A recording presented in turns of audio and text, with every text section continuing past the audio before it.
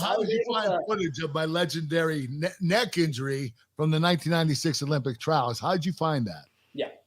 So one of my favorite things to do in documentary is find footage and photos that no one's ever seen before. And we have I would say we probably have about 20 or 30 things in this doc that no one's ever seen before. Kurt helped me get a lot of it. But, I love playing detective no matter how long it takes. It probably took me 6 months to a year to find some of these things and convince people to hand them over to me.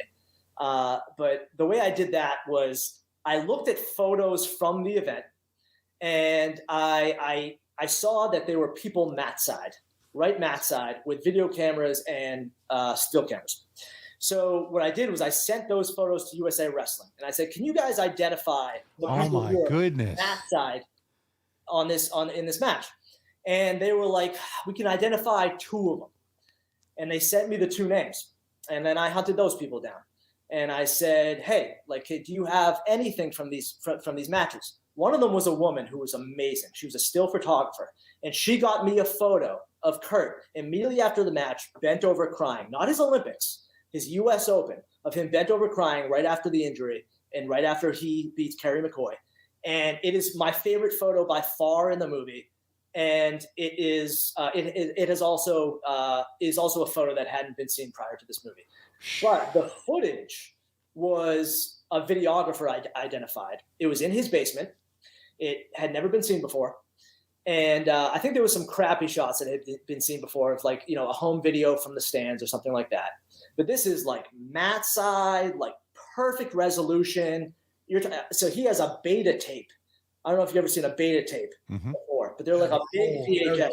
Yes. And this thing was sitting in his basement since 1996, and he hasn't touched it since 1996. And he said it was not digitized at all, so he just sent me the tape. It took me about 4 months of convincing him to do that first.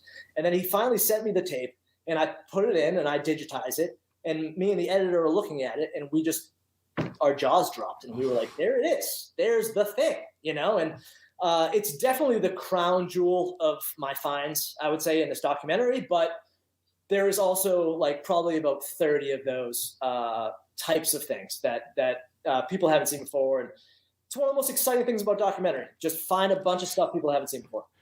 Kurt, what did you think when you saw that, when you watched the documentary? I was like, holy shit. I don't know how he got that. Yeah.